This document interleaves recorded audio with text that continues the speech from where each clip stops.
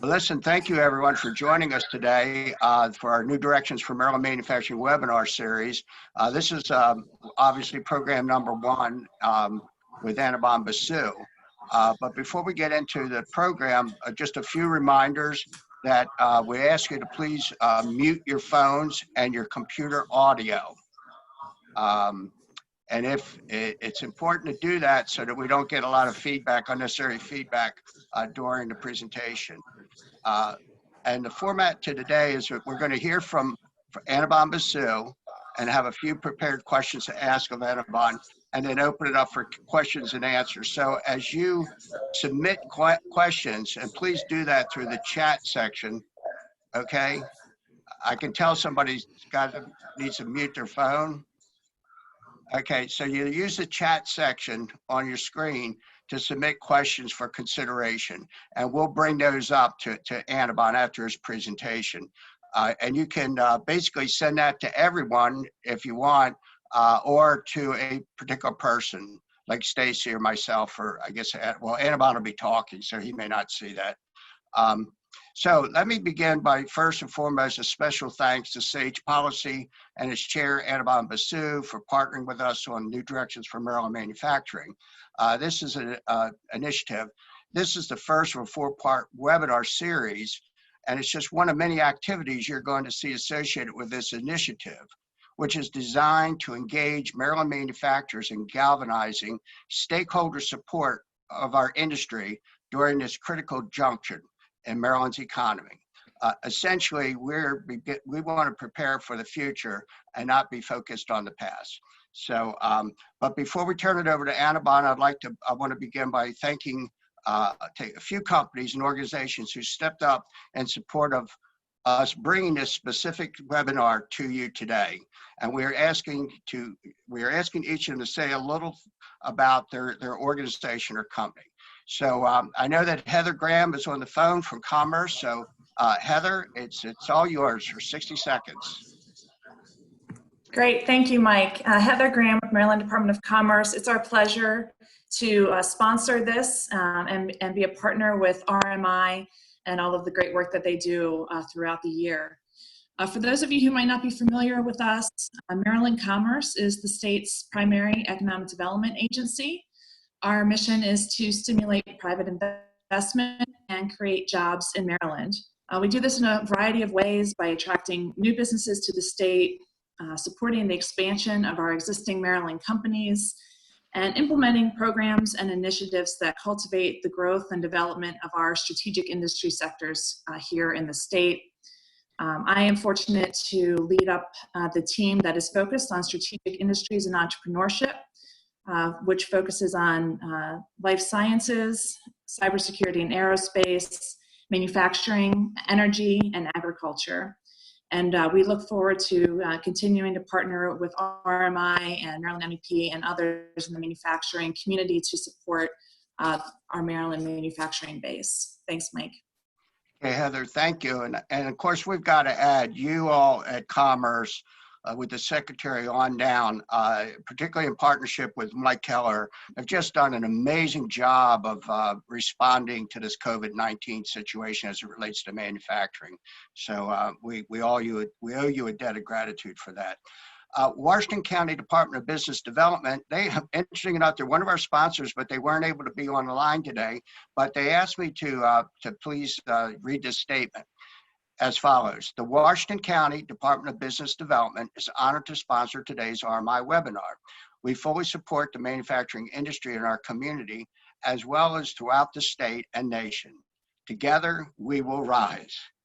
So that's a great statement, and it's short and it's sweet, and we appreciate everything that Washington County has done to help support this series.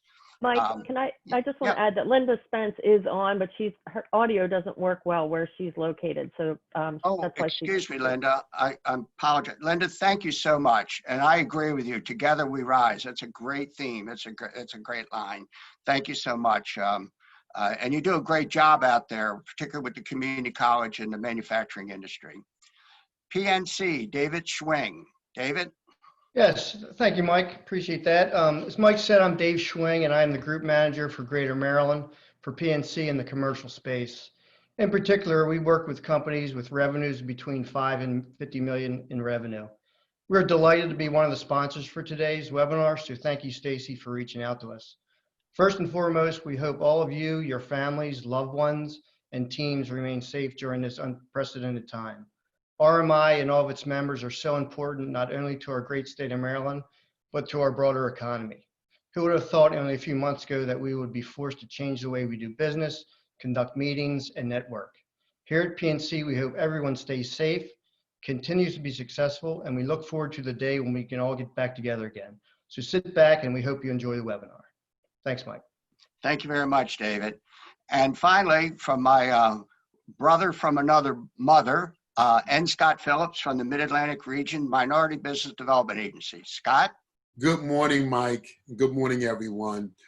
The MBDA Advanced Manufacturing Center, located here in Baltimore, is a federally funded program through the Department of Commerce, the Minority Business Development Agency, and it is operated by the City of Baltimore.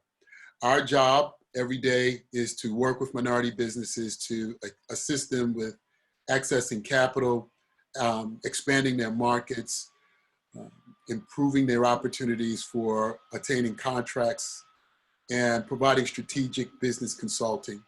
We operate as advocates in the manufacturing industry alongside of RMI and the MEP so that the legislative related issues affecting minority businesses and manufacturing are addressed. We operate really out of two locations now. One is in Baltimore on Druid Park Drive, and the other is our new venture, the MyHub Cooperative. For folks who are interested, we do our MyHub Mondays once a month. June 8th is the next one, and it will be IBM Presents, the Internet of Things, Worker Insights, Monitoring the Workplace Post-COVID-19. And Mike, I'm sure you'll send that out to everyone, but we invite you to participate. Thank you, Mike. Okay, Scott, you got it. Thank you. So again, thank you to all our sponsors, and for anybody that came on a little late, just to remind you that if you have a question, use the chat on the screen to submit the question, and we will raise that question with Anibon after he does his presentation. So you know, Anibon, I'm telling you, here's my introduction. Anibon Basu is passionate about manufacturing. Now, I know people know him in a lot of different capacities, and he's known nationally, probably internationally, for his presentations on the economy. But I also know from having known him for so many years that he's just absolutely passionate about manufacturing. And that was one of the reasons why we teamed up to begin to offer this series to help people understand where we are today and ultimately how we become architects of our future here in Maryland as it relates to Maryland manufacturing. So with that introduction, I'd like to turn it over to Anibon Basu, President, Sage Policy. And thank you to Mike Galeazzo, my brother from a different father. And it's a privilege to be with all of you today. And thank you also to the sponsors for allowing this to transpire. I'm going to go through a presentation today regarding where we are in the economic cycle, but this is one of 3 webinars that's going to take place regarding Maryland manufacturing. And I'm going to go through, as I go through the presentation, the logic of having those 3 webinars and what the objective is. But let me just keep it short for now because I have half an hour to speak and then I want to get quickly to questions and answers. There's change in the air, and where there's change, there's opportunity. And there's also a need for change, and we'll talk about that as well, a diversification of Maryland's economy. When the crisis began, the national debt was $23.5 trillion. It's even bigger now.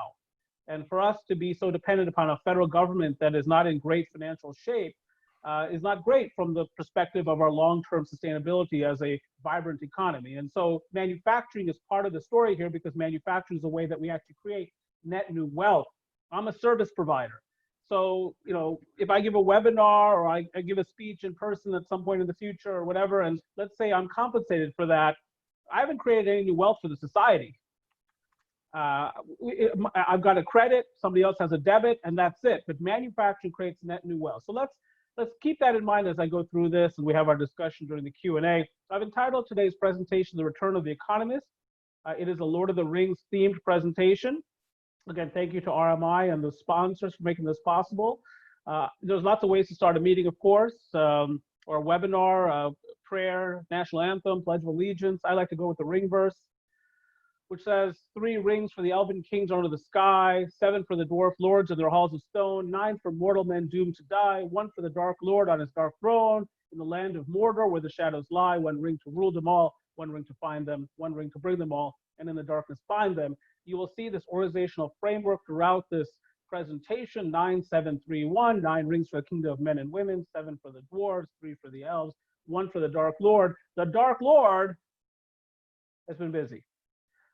This is a graphical element describing global cumulative confirmed cases. I know there's some excitement about the opening up of Disney in Shanghai and the fact that all 50 states are now partially open in the United States, so on and so forth. We are still very much in the midst of this crisis. This week has been a good one for financial markets generally in the United States. Last week was not as good, and part of the reason for that, I suspect, I mean, the Federal Reserve chairman spoke and so on and so forth. There are a number of factors at work, but there were some societies, South Korea, parts of Germany, Lebanon, so on and so forth, that had reopened their economies largely and then had to pull back on that reopening because of a surge or a spike in cases. So we're in the midst of this. It's affected the entire world, of course, and anything that affects the world affects manufacturers. I would argue too, the manufacturing is the most global industry of all industries, even more than financial services. So, really, and there's been some discussions about whether or not warm weather was a panacea, a cure for this. Well, you can see whether nations are near the equator or not, it's been problematic. It's, Florida's a hot spot, so is, New York City, so is Los Angeles, so is Seattle. So while the summer months might be a bit better, it in and of itself is not a cure. And so we are in the midst of the crisis, and let's talk about what that means for the economy. So let me go through actually the benign part of the presentation first. I'm going to give you some good news. Now, the National Association of Manufacturers conducted a coronavirus outbreak special survey.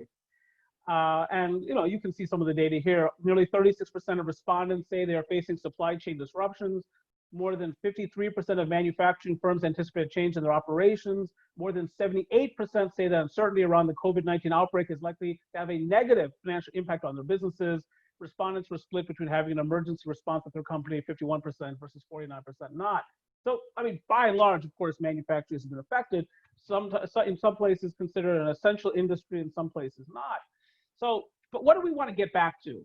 We want to get back to a period during which the economy is really performing. So I'm going to go through 9 factors that pertain to, in some sense, the way we were, why this economy was so strong, and why there was some naivete among economists, because you would have heard some economists in late February into early March tell you that as this epidemic was spreading and ultimately becomes a pandemic, that the economy had so much momentum that the economic expansion could persist through this public health crisis. Can you imagine that? That fundamentally misunderstood the nature of this crisis. But the fact of the matter is we did have pre-COVID-19 lots of momentum. This is monthly job growth in America.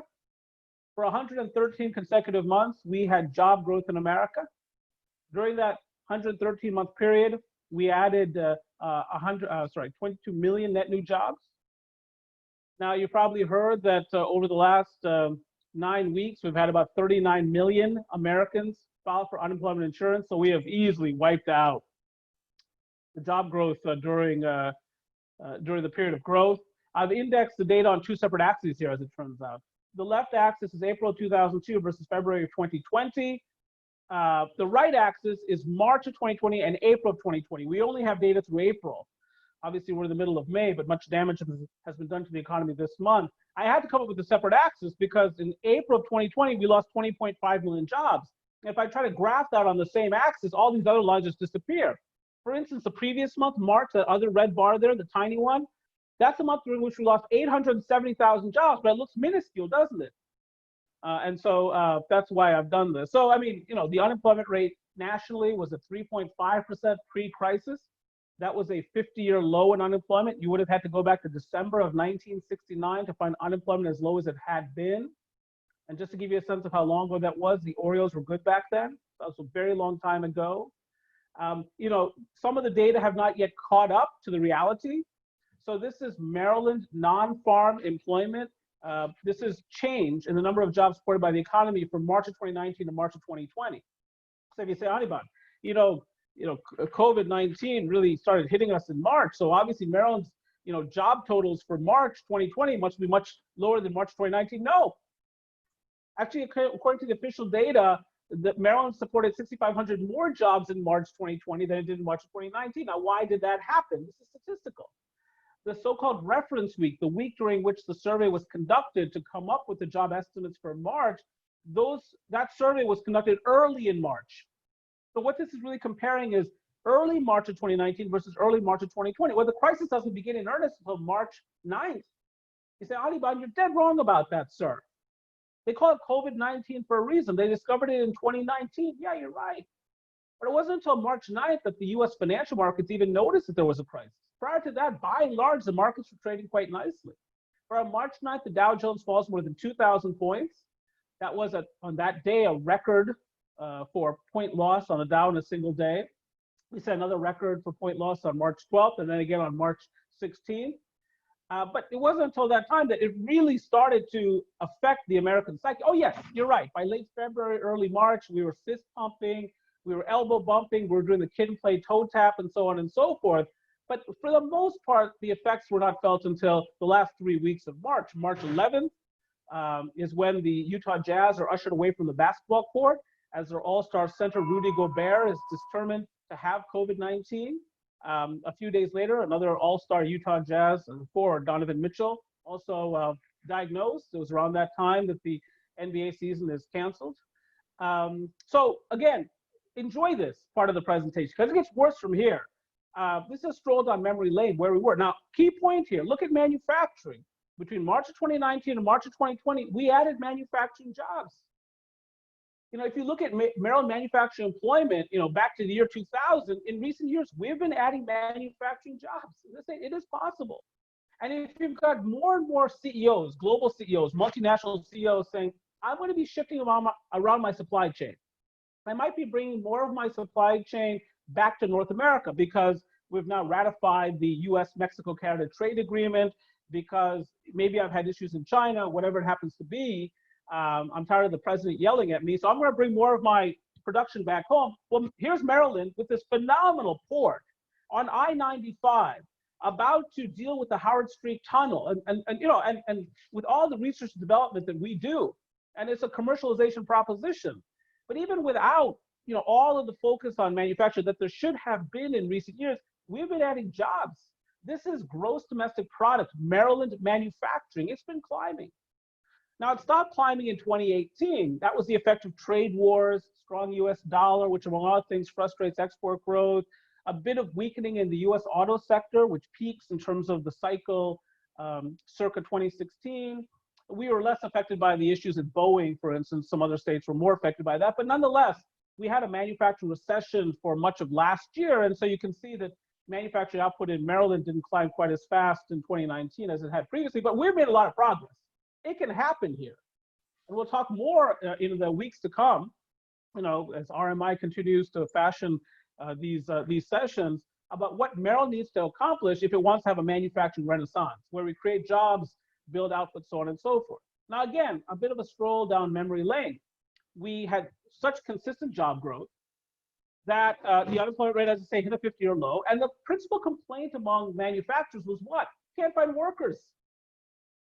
I can't find machinists, can't find mechanics, can't find welders, so on and so forth.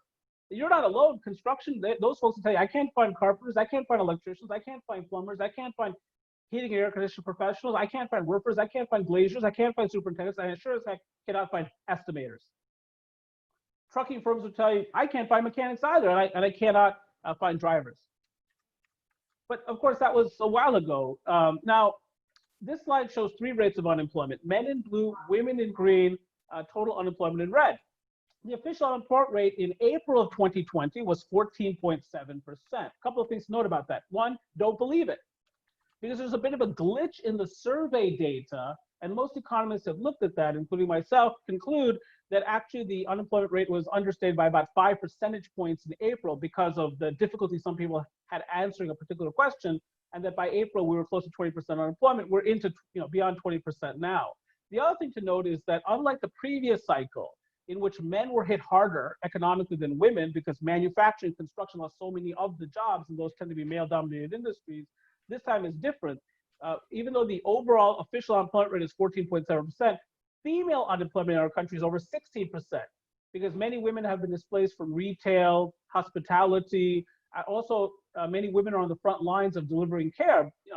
An easy majority of U.S. nurses are women. And so every cycle is different, every recession is different, and this one is different along multiple dimensions. But again, pre-crisis, it was beautiful.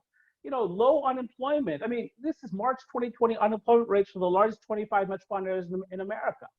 So even though unemployment in certain parts of the country have been impacted somewhat by March of 2020, leisure and hospitality segments, that's mostly restaurants and hotels, had already begun to shed some jobs. Washington Metro 3.3%, Baltimore Metro 3.5%. That's where we came from. When you again, ask manufacturers, what are your primary business challenges as of the first quarter of 2020? Again, another element of that NAM Outlook survey. Number one problem, attracting and retaining a quality workforce. Well, if that's the number one problem, ladies and gentlemen, what's the number one solution that Marylanders have to deploy? Creating that quality workforce. That's it right there.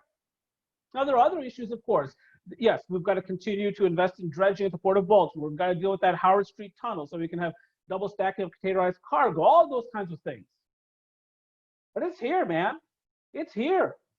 We can make this happen. Now, if the same survey were put out there today, implemented today, my guess is the number one thing might be weaker domestic economy and sales for our products, along with trade uncertainties. I mean, that's because here we are in this COVID-19 period. Nonetheless, this gives you some sense of the structure of the issue.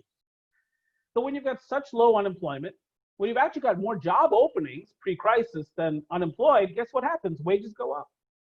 This is wage growth as measured by the U.S. Employment Cost Index. So, this is through the end of the first quarter, and it's just fabulous. So what have we said so far? More people working, more people are earning more money on the job, and so they're putting stuff in the wagons. This is U.S. retail sales. And they climbed. I mean, after the Great Recession, of course, there was that dip during the Great Recession. You can see that in the middle of the slide. But then, my goodness, I mean, this takes off. This has been a consumer-led expansion until when? March and April.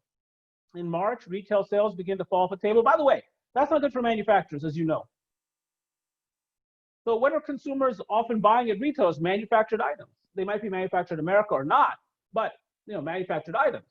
And then we got April, and you can see April, my goodness. I mean, we've lost roughly a decade of progress in terms of retail sales. So already we've seen J. Crew and Neiman Marcus and J.C. Penney declare bankruptcy. The J.C. Penney in 1973 had 2,000 stores across this great country, 2,000. The company started in 1902. Now, as it declares bankruptcy, it has about 850 stores, and it's going to close a few hundred of them. So, I mean, none of this is particularly good. And one of those segments that's really been affected by this, and you've probably heard this, is apparel. And maybe we'll have a chance to talk more about apparel in a moment. Here is the miracle of this economic cycle: low inflation, as measured by the core CPI, the core consumer price index. So what did we have in America? And if you can see that April figure there, we've got some disinflationary pressures, right? Some deflationary pressures as global demand for various items dries up. But if you look pre-crisis, you'll see that inflation was consistently running between 1.5% and 2.5%. Well, that's perfect, isn't it? Because what's the Federal Reserve's target? 2%. In fact, inflation has been such a non-issue in America that the Federal Reserve was able to cut rates 3 times last year, even as we marched toward that 50-year low in unemployment, the so-called mid-cycle adjustment. Now, of course, they've more recently cut interest rates back down to zero, short-term interest rates to zero.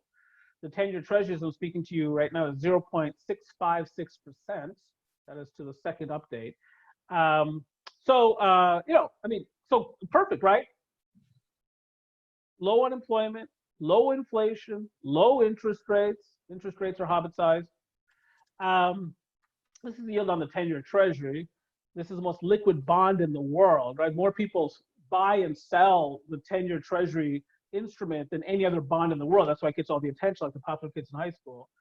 Now, you could have too much of a good thing, right? Because interest rates are low, and we economists sometimes make the mistake of talking about low interest rates as purely benign. That's not the case. Obviously, low interest rates are not good for retirees, pre-retirees, life insurance companies, pension funds, anyone trying to safely generate income.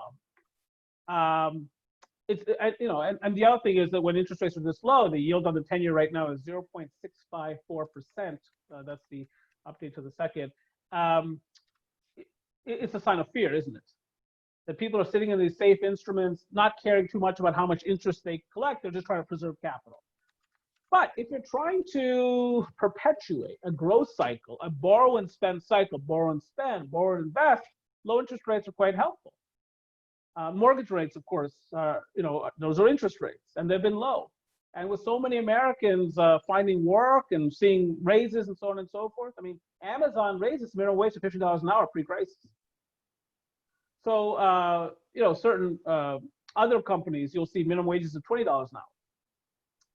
So that's all indicative of a strong labor market, and all of those dynamics, would tend to cause property values to rise. This is the S&P Case-Shiller U.S. National Home Price Index. So what have we said so far? More people working, more people earning more work, more money on the job. Their property values are rising, of course, assuming they own property. The kingdom is under construction. This is U.S. residential building permits, or was under construction. So obviously, if you're building something of significance, you have to get a permit from a government agency. So this is an expression of an intention to build. See the surge in residential building permits late last year? Well, manufacturers love this, right? Because that's doors and doorknobs, windows, and so on and so forth. Construction drives a lot of manufacturing activity. So what was happening? Well, I mean, a few things, but demographics were at the heart of this. The most common age in America this year is 28. The second most common age in America is 29. Third most common age in America is 27. So we got millennials forming households. I mean, some of them are already in their 30s. They're moving to the suburbs. And when they look in the suburbs, they don't see much housing available for them to purchase. The inventory of unsold homes is low. And so guess what? That creates an opportunity for home builders to meet unmet demand. Right? Demand is high, supply is low, there it is. And that's consistent, of course, with rising property values. And then to finish off this part of the presentation, the stock market itself. I've got the Dow Jones index to the right here, the NASDAQ and the S&P. More people working, more people earning more money on the job, their property values rising, their portfolios rising. You remember that joke we all used to tell in 2008, 2009? Remember that joke? All of us told it, by the way. Oh, my 401k is on a 201k. You remember that? By the way, no one ever laughed at that joke. It wasn't funny. But now, the 201k became an 801k. Oh, that was fun. So everything was working for us. And again, that was part of the naivete that some economists brought to the table early during the crisis. The notion that there's so much momentum, so much wealth creation during the previous, or during the then existing economic expansion cycle, that we could persist through this. But even as the economy was expanding, there were some vulnerabilities emerging. And I'll go through these quickly. I've done the 9, here comes the 7. 7 factors dwarfing hope. First, not all segments of the economy were performing well last year. Some segments did not come into 2020 with momentum. Agriculture was one of them, as farmers are dealing with the impact of trade wars, low soybean prices, low corn prices, low wheat prices, so on and so forth. Manufacturing. This is the Institute of Supply Management's Purchasing Managers Index. I know I'm with a group of manufacturers, so you watch this all the time. But as you know, any reading below 50 means that manufacturing is in recession. It was, of course, in recession in 2001, so was the broader economy. It was in recession in 08, 09, so was the broader economy.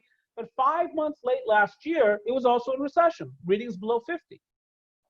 Trade war with China, strong US dollar, Brexit, all that uncertainty, and then the issues at Boeing. So a lot of uncertainty surrounding the global supply chain, the issues of Boeing, and so on and so forth. The US auto sector slowing just a bit. But then what did we get late last year? We got that first phase trade with China. We got ratification of the USMCA, the US-Mexico-Canada trade agreement. We got, Boris Johnson's resounding victory in the United Kingdom. So, all of a sudden we received or derived more certitude regarding Brexit. When was the last time you talked about Brexit? You might have been talking about Boris Johnson a lot lately, but not Brexit. So all of a sudden, a lot of that uncertainty surrounding the global supply chain abated, and US manufacturing picks up. The reading rises to 50.9. By January, we're out of recession. But then by February, the issues stemming from China in large measure, responsible for about a quarter of the world's manufacturing, and supply chain disruptions emerging from there. And then, March and April, the suppression of global demand for manufactured items, also the plummeting energy prices. The energy sector is also a large source of demand for manufacturing, and now manufacturing is in deep recession. But we had this pre-existing vulnerability before. This is the value of U.S. manufacturer shipments, 12-month percentage change year over year, and you can see, something similar happening here. And actually, as it turns out, manufacturing during this previous cycle had a double-dip recession because back in 2015, 2016, we also saw some weakness in U.S. manufacturing. So it has been a period of erratic expansion in global manufacturing and in U.S. manufacturing, and that has left behind it some vulnerability coming into the crisis. Another form of vulnerability, our national debt. I don't have to tell you, this comes from the Congressional Budget Office, but this is pre-COVID-19. This is the U.S. federal budget deficit as a percentage of GDP. And even before the crisis, we had deficits in front of us. That's the dark blue bars here, the forecast from the nonpartisan Congressional Budget Office. Even before this COVID-19 episode, we had large deficits as far as the eye can see. This is a source of vulnerability for Maryland. I mean, Medicare is set to go insolvent in 2026. We Marylanders have got to do something other than just selling to the federal government. Otherwise, we're in trouble. And as I pointed out to Mike Galeazzo and others, manufacturing is a way we can generate net worth, net wealth, new wealth. Other sectors do this too. Agriculture creates wealth, tangible wealth that didn't exist before. Mining actually does that to a certain extent. It's the goods producing industries. But if I'm an insurance broker, if I'm an accountant, I'm doing important work. Don't get me wrong. If I'm a banker, I'm doing important work. But if you think about it, I'm transferring money around. There's no societal wealth creation necessarily. What creates wealth? Well, it's manufacturing more than any other sector in the economy. And if we want to be a wealthy people in Maryland, we better be a manufacturing people as well. So federal debt, household debt. Here I'm showing you various flavors of consumer debt. In orange is mortgage, red is student loans. Look at student loans, my God. So, a lot of people live paycheck to paycheck for a lot of reasons. Some people don't make a lot of money, so they live paycheck to paycheck, yeah. But some people take on just enough debt, so they end up living paycheck to paycheck, right? So early in the crisis, people say, I'm worried about job loss, and they lost their job, and they say, I don't have any savings. Well, no, because in aggregate terms, consumer debt has never been greater. Neither has corporate debt. I mean, how could this be? You talked about a booming stock market. Assuredly, corporate earnings have been strong to justify that booming stock market. Yeah, corporate earnings have been reasonably strong. And in late 2017, we cut corporate taxes. So companies have had decent cash flow pre-COVID-19. But this is what happens when you buy back your shares every year as publicly traded companies. You issue debt to buy back shares, debt goes up, equity goes down. This is what happens when people buy their leading competitors. The mergers and acquisitions, often financed through debt. So the peak year for stock repurchases was 2018 during the cycle. The peak year for mergers and acquisition activity during the cycle was 2017. But every year has been really aggressive in terms of debt accumulation. Another source of vulnerability. So early in the crisis, just days into the crisis, what did you hear? You heard Boeing raising their hand and say, you know what? We need $60 billion. Thank you. You just make it out to Boeing Incorporated. Thank you. Sent to Chicago. So, so there were some pre-existing vulnerabilities. And there's more. The lack of productivity growth. I mean, the issue is not just there's a shortage of workers. There's a shortage of workers with the right set of skills who are trainable and motivated. When I was growing up, what would I hear? I would hear, Anirban, America's economy grows 3% a year on average in real terms. That's what it does. That's what we do. That's who we are. I grew up in Kankakee County, Illinois. Big manufacturing town, as it turns out, back in the day. But 3% a year in real terms. Sometimes slower, sometimes faster. Sometimes Jimmy Carter's president, sometimes Ronald Reagan, sometimes Bill Clinton. But 3% a year. You ask an economist like myself today, what will I say? 2%. What's the delta? Look at those third bullet here. U.S. productivity has risen at an average rate of 1.3% since 2007, compared with the 2.1% average since the end of World War II. Economic growth is simply what? It's labor productivity growth plus labor force growth. That's it. Now, if you think about it at the individual level, what therefore really determines prosperity or growth in living standards over time is productivity growth, because productivity growth brings with it income growth. But productivity growth is not going the way it was. Now, you can bulk up your living standards at any given time by taking out a lot of debt, borrowing from the future. But ultimately, if you think about long-term resources in a society, a lot of that is because of productivity growth, and we just haven't seen what we used to see. And by the way, even though so many of us are fixated, as we have to be, on COVID-19 and social distancing and safely, reopening manufacturing plants and so on and so forth, whether we're talking about Ford or General Motors or whatever company, your company, it doesn't mean that North Korea's gone away. There's still North Korea. There's still a Middle East. There's still a France. This is the Global Economic Policy Uncertainty Index. Now, interesting, or at least interesting to me, is the fact that late last year, global uncertainty was abating. It's one of the reasons that we came into 2020 with, great excitement, because we got that first phase trade with China. We got ratification of the USMCA, the US-Mexico-Canada trade agreement. We got Boris Johnson's resounding victory in the United Kingdom. Not to say I'm a fan of Boris Johnson, but it was nice not to have to talk about Brexit all the time.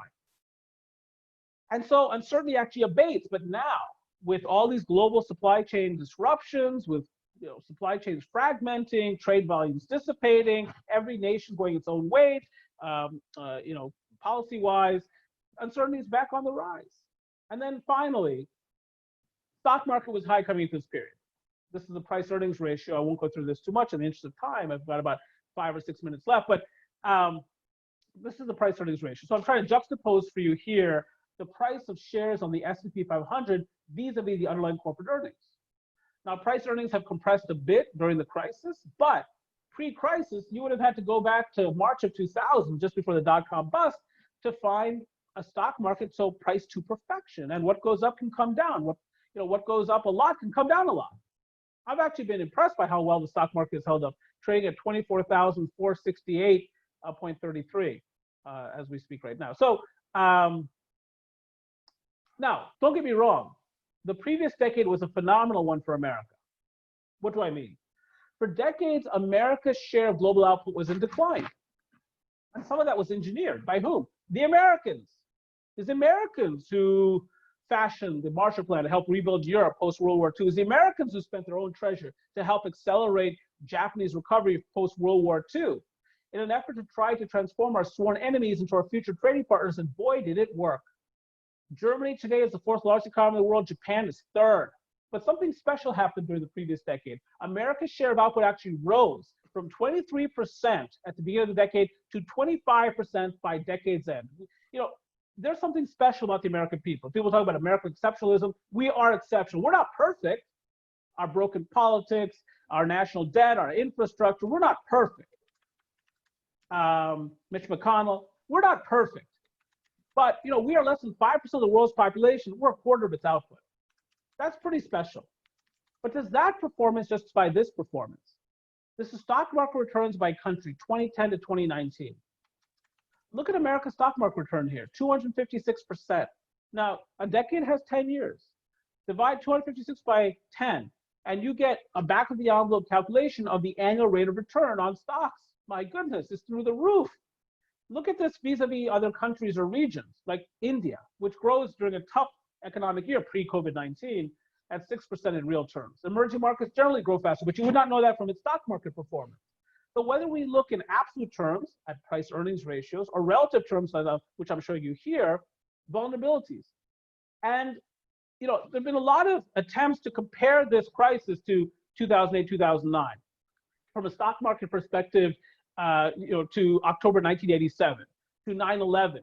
I was on air on a webinar last week with a very prominent economist, the chief economist of the National Association of Home Builders.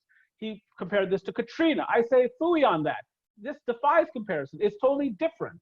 There's some things that render COVID-19 different economically. Number one, supply shock. The 2008, 2009 was a demand shock. The money disappeared. Lots of delinquencies, defaults, credit tightened, home values dropped, the money disappeared. So what did we do in response? We pumped money back into the economy, quantitative easing. troubled assets relief programs, so on and so forth.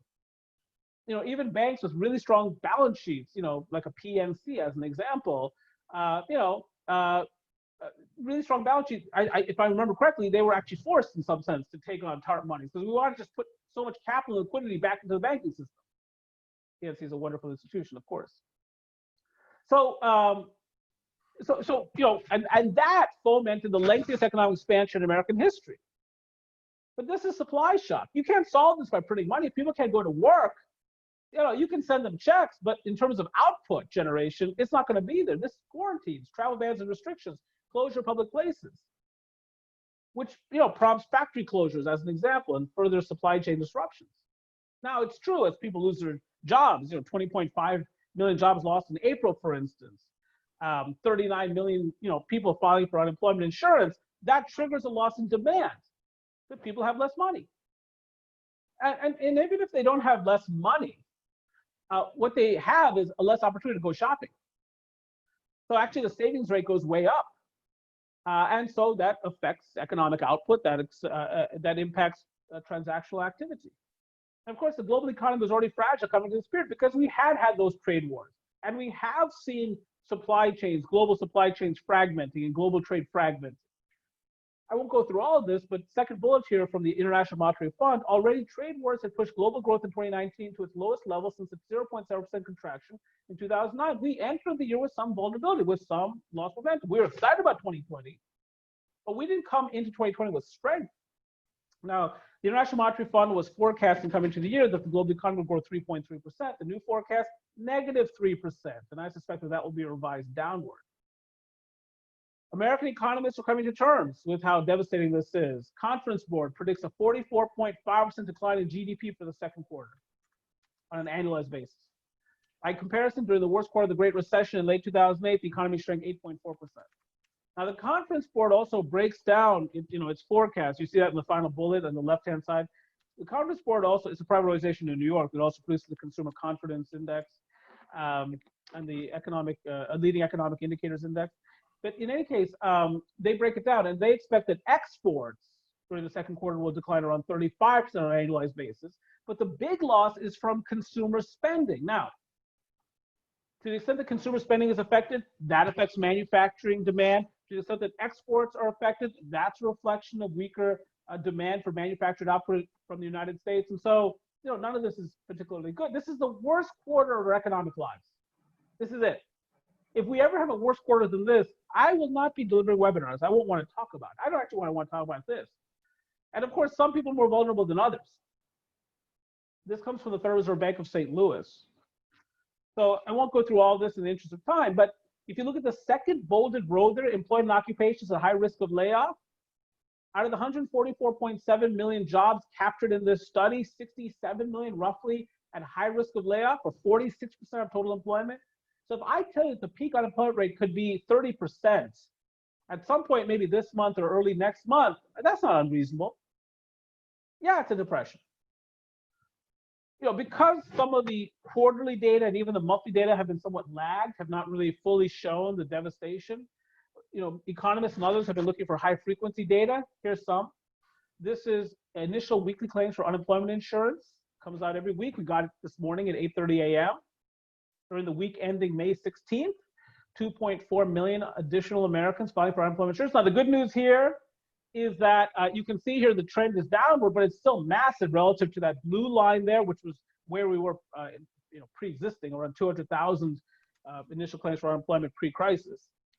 2.4 million is obviously an order of magnitude greater than that. So, that's where we are. And as I say, about 39 million. Now, look, this could be misleading because it is conceivable that somebody would become unemployed, file for unemployment insurance, and then get a job the next day. I'm not saying it happens a lot, but it is conceivable.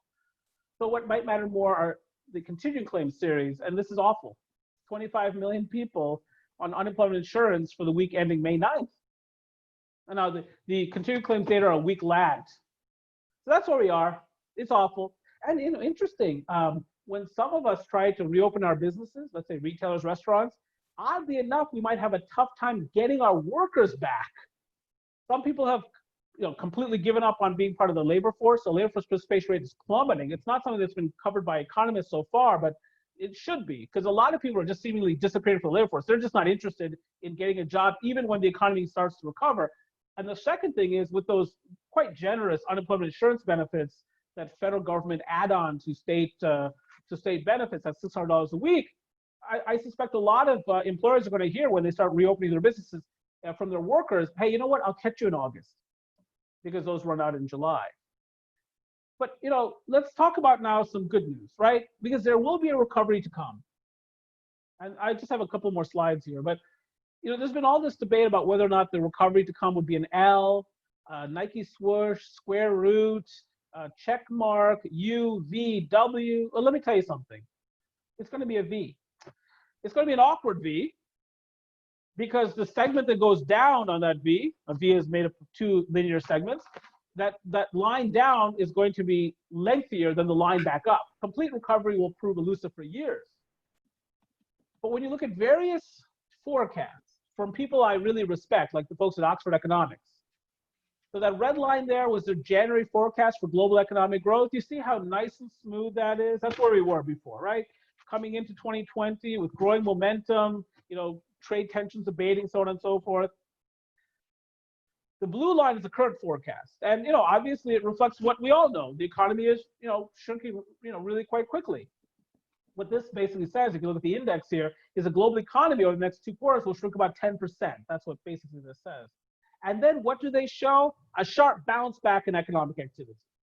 A V. Now, I'm not saying it's going to be a V-shaped recovery because Oxford Economics says so. I'm saying it because that's the way it has been after prior pandemics. This is Goldman Sachs data. I mean, too many lines on this graphical element by half, but you see that blue line that goes way up high and then back down?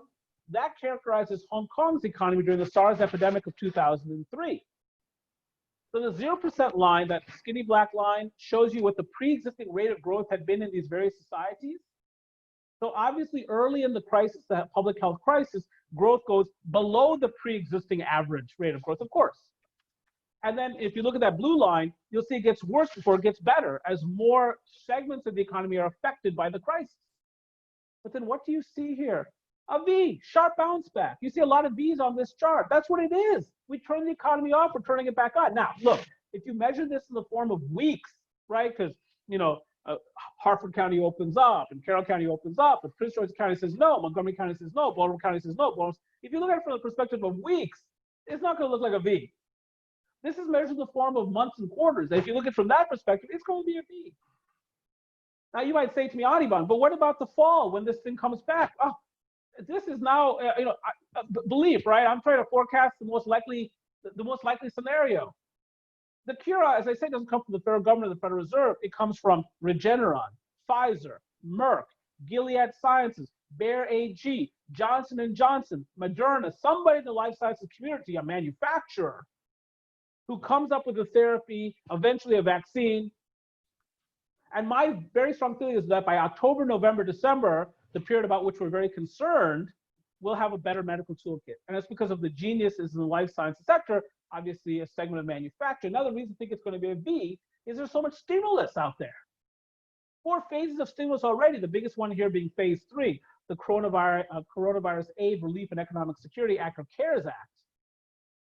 And as Secretary of the Treasury, Steve Mnuchin, has pointed out on numerous occasions, not all the money authorized by these stimulus packages has hit the economy yet. And the House of Representatives just passed another $3 trillion package. Now, I know it's meeting some resistance. The thing I like most about that package is assistance to state local governments, because state and local governments have to balance their budgets every year.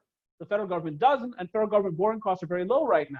I do not want to see teachers, firefighters, and police officers lose their jobs unnecessarily. I know we've got a national debt issue. So hopefully Mitch McConnell can get over it and figure out a way to make this work, because, to the extent that we lose public sector workers or their jobs are lost, that will exacerbate the crisis and ultimately slow the recovery to come. It's a presidential election year, so I think there's a lot of pressure on policymakers to look like they really care. So I suspect that we're going to get another stimulus package. We'll see. That's a political outcome difficult to predict. But that takes us to my final slide, the 1 forecast. So I've done the 9, the 7, the 3, now the 1. I'll say the most obvious thing an economist can say, recession has already begun globally in the United States. But this next part is not that obvious. I still expect this recession or depression to be short and vicious, which is how my wife refers to me. Why? Because we talked about this. We turn the economy off, we're going to turn it back on. Now, the best positioned people work in the public sector, of course, they enjoy greater job stability, but obviously in Detroit, Los Angeles, we've seen some public workers lose their jobs, have been furloughed or laid off. The private sector workforce, under any circumstances, is going to be hammered. According to official data, again, unemployment has reached 14.7%, but again, don't believe it. As of right now, the unemployment rate is probably around 22, 23%, and as somebody said, it's 25% Ivan, I wouldn't argue. Our collective expectations, economists are still adjusting to the downside because we've never seen data like this. We don't have models that can fully capture this because the past has never been this bad. So when you try to input new data into the model's like, it can't get this bad, can it? So, you know, our models are still adjusting. But let me tell you something, when it commences, the recovery from this crisis will be sharp, profound, and most welcome. Interest rates will be low. So Americans, as they get back to work, will see low interest rates, right? Pent-up demand will be high for all kinds of goods because people have not been spending during the second quarter. They have money, actually. And actually, personal income has gone up for many families, as it turns out, because those $600 checks from the federal government on top of state benefits has been more than they were making before. There's going to be a need to rebuild certain inventories, including at auto dealerships. Not so much in apparel, because when you got JCPenney's, J. Crew, Neiman Marcus, and many other apparel retailers about to go bankrupt, you're going to see a lot of merchandise hit the market for liquidation. But in other categories, it's going to be very different. And I hope Boeing comes back to life and we get, you know, a safe 737 MAX approved, and that part of the supply chain picks up again. And of course, finally, people are anxious to meet again, go to restaurants, see a movie outside of their home and not on Netflix, watch the Baltimore Orioles, which is the most beautiful thing a human being can do, short of nurturing a child, and engage in other most wonderful of human activities. And with that, I'll give it back to you, Mike Galeazzo. Again, privileged to be with RMI and all of you today. Well, thank you, Anibon. I appreciate it. Can we get the, is your screen still up? Are you going to take that down? Okay. Well, because you asked politely, yes. We have a new challenge. All right. We ate up all the question and answer time. So I want to ask you, we still have, well, that's what I was going to ask you. Will you stay online beyond noontime to answer questions? If people have to leave, they, you know, I get that. I'm sorry about that, but there's so much to go through. Go ahead. No, I just want to make sure we were okay with that because we got quite a few. We got quite a few. Ahead. Let's get to it. So I want to introduce Stacy Smith, who's going to go ahead and bring up some of the questions and the people that were asking him, except for in one case. So Stacy, are you on? I am. Do you want to do yours first? The one you mentioned? Yeah, let me go ahead and do that because Senator Chris West is on the line, and Chris, I'm not sure if you're still on the line or not, but if you are, would you kind of just let us know? Okay, he may not be there. Anyway, fundamentally, his question. I'm here. Okay, Chris is my senator where I live, and he's been a great advocate. But his question was about the Kirwan Commission, Anibon, and is that something, I'm going to paraphrase, is that something we can afford to move forward with right now? And Chris, you can change the question if you want, but I No, think that was you formulated it fine. Yeah. Right, and thank you, Senator, for being here. Thank you, Mike, for the question. Look, in some sense, we can't afford not to do some of this, right? It's a big package. And let's face it, Maryland has some fiscal challenges right now, as do all states. And we're trying to maintain that AAA bond rating. But there was one part of Kirwan, and I studied Kirwan in depth, and the economic implications of Kirwan in depth. I did a report, you know, many pages report on this. And I'll tell you, the thing that excites me most is this alternative pathway to graduation, vocational certificates.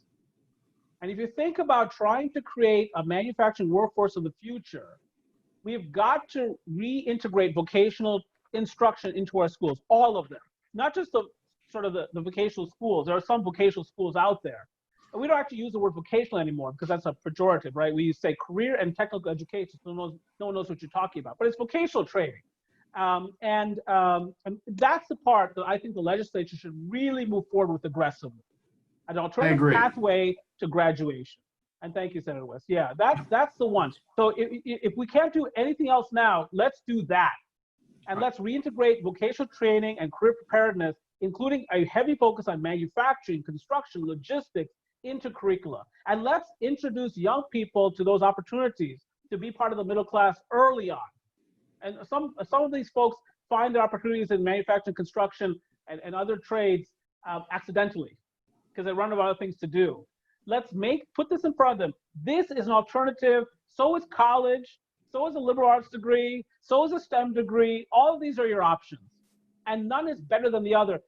What matters most is what you're passionate about. Go for that one. So that's my answer to your question. Okay, well, at this time, Stacy, you want to go ahead and try to read off some of those questions? We've got quite a few. Michelle Welly from Economic Alliance of Greater Baltimore asked the question. I know she had to jump off, but she asked the question, given the deep impact on retail that is likely to take many months, if not longer, to recover, how does any manufacturer plan for production goals and or hiring workers with this degree of uncertainty of whether there is a market for their goods? Right, great question. I mean, it's going to take some time to heal, right? There's going to be, in some categories, like I say apparel in particular, some excess output out there, right? Things that were manufactured before, now they're in inventory, they're going to be sold, and that's going to diminish the supply for newly manufactured items. Here's the thing, where is the stuff going to be manufactured? I mean, that's what's shifting here. So yeah, I mean, it's a real hit in some sense if you think about apparel to the Bangladeshi economy, the Chinese economy, the Indian economy, because that's where a lot of our apparel is produced. If you look at automobiles or high value added items, you know, airplanes, defense electronics, so on and so forth, that's what we're really talking about as being, you know, sort of major drivers potentially in Maryland. We're not really talking about apparel manufacturing that much. We're probably not going to make that many shirts and shoes and so on and so forth. I mean, there's some exceptions to that, obviously, you know, Line Brothers and all that. But you know, I think, you know, in answer to Michelle's question, there's a lot of upside here. Consumption fell in the second quarter. Guess what it's going to do in the third? It's going to come right back up. And with low interest rates helping to finance big ticket items, appliances, automobiles, so on and so forth, you watch, there's going to be an inventory rebuilding cycle. Now, that doesn't mean it's going to be produced in Maryland. We don't just turn on the light switch right away. You know, it's going to be produced in Michigan and Kentucky and Mississippi and Alabama and so on and so forth. But we in Maryland have to really focus on our manufacturing future. It starts now, I think, and there's an opportunity because the CEO, you know, the global CEO 3 decades ago said, I got to produce in China. If I'm not producing in China, I'm missing it. I got to take advantage of their infrastructure, their low wages, all that, their shipping capacity. Now, 3 decades later, what are American CEOs saying? I don't know if it was a good idea moving all that to China because my customers are here. And I have issues around intellectual property and shipping costs and all these kind of things. And the Chinese worker is not as affordable as they used to be. So maybe I should think about America. And then we've got to say to that CEO, well, you should think about Maryland. Great. S. Schweitzer, I'm not sure who that is, but submitted a question. Do you see a COVID-19 vaccine approval turning the economy around quickly? Well, I don't see it, I predict it, right? Because when you've got over 100 clinical and preclinical trials out there, we've already got folks like Moderna and Pfizer talking about a vaccine in the fall. And I know that the media is trying not to put so much light on that because they don't want to get people's hopes up, you know, too high, too fast before anything is done. And that there's some issues with the Moderna clinical trials and all these kinds of things, right? There are all kinds of issues about these things. And then how quickly could we produce a vaccine for mass consumption? All of these things are issues. But all this talk about we're not going to have a vaccine until the end of 2021, I simply have more faith. And it's just pure faith in the geniuses that are participating in the global life sciences community. And I think we're going to turn this economy around. And as we know, a Gilead Sciences drug, remdesivir, already has been shown to have some clinical efficacy. Great. Phil Tolkoff submitted a question. I'm not sure if you're comfortable answering this one or not, but Maryland state legislators are already complaining about Hogan's veto of bills that allocated hundreds of millions of dollars towards efforts that do not help with the recovery. I'm concerned they are so out of touch with the reality of this disaster that they will override the vetoes. Should we be lobbying them now to put their efforts towards recovery? Yeah, I don't want to be partisan here, but look, we have a problem. We have a problem. And I really believe Annapolis is the most beautiful place in the world when the legislature is not in session. But when it is, it's Newark, New Jersey, as far as I'm concerned. So we have a problem because one of the things that we saw that happened out of the 2008-2009 episode is government got involved in the economy in 08-09. And a lot of policymakers took the message from that, hey, we're here to help.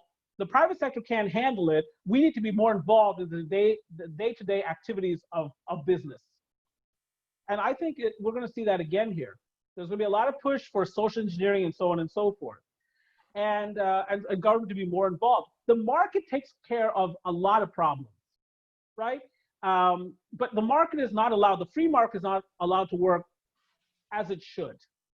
So, I mean, in answer to your question, yeah, people should be lobbying for what's good for Maryland business. And I do not understand among some legislators, and I know Senator West is on the line, so I don't want to be too insulting to anybody, but because he works with these folks. He legislates with these folks. But the fact of the matter is, fundamentally, most of Annapolis's policymakers do not understand business. They think business is the enemy. They think the reason that their stakeholders, their voters don't make more money is because businesses are mean and selfish and greedy. A lot of businesses, as we know, just like people live paycheck to paycheck, live payroll to payroll. And we know a lot of businesses are going to die from this. You know, restaurants, retailers, a lot are not going to reopen. So what we need is a superb, first-class entrepreneurial environment here in Maryland. We need to make it easier to do business. They can be very difficult to do business. And anyone who does business in Baltimore City as I do, you try to pull a permit, it's very, very challenging. And government's going to say we need to regulate even more the economy coming out of this cycle. So we've got a problem. Lobby, lobby, lobby. Let the voice of business be heard, especially in Maryland manufacturing. We have a question from Christine Zoll. The alternate path to graduation needs another part, which is a place to land. Which sectors of manufacturing should we be developing? It's a great question. So here, workforce development, education, economic development have to work hand in hand, right? So, and I think one of the things that's going to happen out of this conversation that we're starting with RMI is, what does Maryland have to do to attract the manufacturing of the future? I mean, how do we have to change? Otherwise, we might be training workers for jobs in North Carolina or South Carolina. And that's not what we're up to. You know, we've been training a lot of very smart Maryland kids for jobs in Silicon Valley, Boston, New York, Chicago, Atlanta. We need to have more jobs here, good ones, for our best and brightest. So what do we need to do? We need to have a conversation about right to work, taxes, regulation, industrial zoning, all of these things that have to go into a successful manufacturing base and cluster. We have to talk about that. But it's a good question. A lot of the manufacturing jobs today are not here. But again, keep in mind this, that what we're asking is not for people to become machinists in 11th and 12th grade. That's not what we're saying.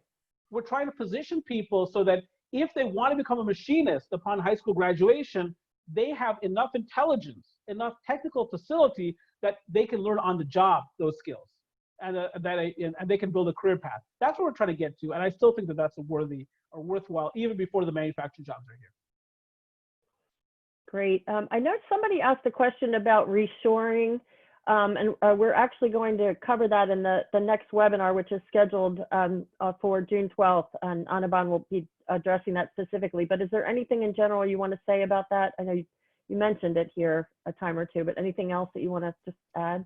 Yeah, sure, Stacey. I mean, I think it's for real. I mean, there was, you know, a lot of people read that Kiplinger newsletter and swear by it, and I know it's very, very good.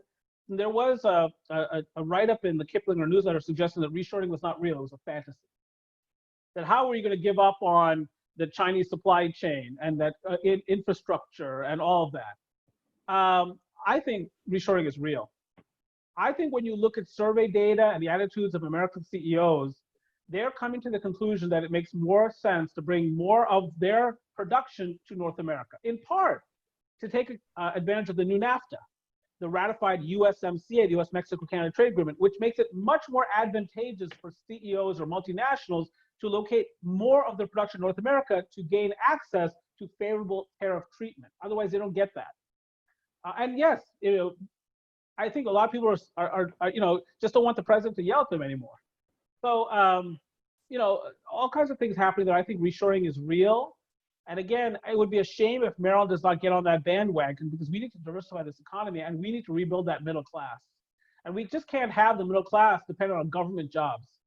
And you look at a lot of our state, a lot of the middle class incomes come from government jobs. And those jobs may not be there if we can't grow this tax base, you know, for instance, the state level tax base. So anyway, that's my answer to that question. As you say, we'll address that more assertively and in a more detailed fashion during the next webinar. Okay. Mike, I reviewed the questions. I think a lot of the other ones that were asked, I think he covered in his presentation. If anybody doesn't feel like that's the case, maybe just quickly let me know, and then Mike, you can just do the wrap up. Yeah, I think you're right. I'm kind of looking through some of those right now. So if anybody has a burning question, send it in immediately, particularly if you sent something in earlier. But yeah, a lot of questions were about, Annabon, yeah, obviously we're at a point now where everybody wants to know, what does the future look like? And there's got to be an awful lot of questions about that. I think you covered that in a lot of ways. From my perspective, I don't think we're going to be going back to work. I think we're going to be going forward to work. And that whole scenario is going to look very different for all sectors, not just for manufacturing. And we're seeing it already. That's really hard to predict. What do those pieces look like? But for people that like being architects of their future, this is an opportunity. It surely is bad times in one way, but it could also be good times in terms of carving out a new way to make Maryland manufacturing more of a priority, more important in the minds of educators and legislators, because you and I both know neither the legislature or even in some cases economic development folks haven't seen manufacturing as a priority. You've convinced me that it must become a priority. It must become a priority, especially because of your last statement about federal jobs and dependency on those jobs, and the fact that money's drying up. So, Mike, we do have one other question. Somebody just did submit. Francine Trout says, I work with unemployed adults and I'm trying to see if these laid off workers can support manufacturing. Any thoughts there, Annabon? Absolutely. I mean, of course they can. They have to be retrained, connected to employers, and so on and so forth. And obviously, if people are motivated, if they're suitably motivated, they can do it. I mean, let me be clear. 70% of all primary skills required for jobs are learned on the job. So, people have different histories, right? Some people, didn't do very well in school. They may not have graduated from high school, so on and so forth. But most jobs still have as their primary skill a skill that's learned on the job. So if they can be embraced by an employer and have the opportunity to learn the relevant skills, yes, of course they have an opportunity. And manufacturing is particularly good at rewarding people for what they do on the job. A lot of industries, like if you're a college professor, it's about where'd you go undergraduate, where'd you get your PhD, so on and so forth. In manufacturing, it's output per hour worked. Show me that. And then if you show me that, I don't care if you graduated from high school. I don't care if you went to City or Poly or Western or whatever. It doesn't matter. Bethesda Prep. I don't care. I made that up. The point is, show me the goods, and I will help you because you're helping me being a productive worker by being a productive worker. But yes, of course, dislocated folks, ex-felons, whomever, we have to create more opportunities for more folks, and manufacturing can do that. And a nice manufacturing facility, 2,000 jobs, 3,000 jobs. I mean, imagine if we had gotten Tesla's battery factory. We didn't even compete for that, of course. It went to Sparks, Nevada. Sparks, Nevada is a backwater, next to Reno, which itself is the greatest small town in America, but it's not. But we didn't even go for it. Where's the scientific talent? It's in Maryland. Where are the research universities? It's in Maryland. Why do you put a battery factory in Sparks, Nevada? What synergies with any university are there? None. But we're home to Hopkins and the U.S. Naval Academy, the University of Maryland, and UMBC. It should be here. That's the kind of thing that should be here. So we can do it. And we can have thousands of jobs in manufacturing, good ones, rebuild our middle class, and diversify our economy with the federal government. That's the game here. That's the goal.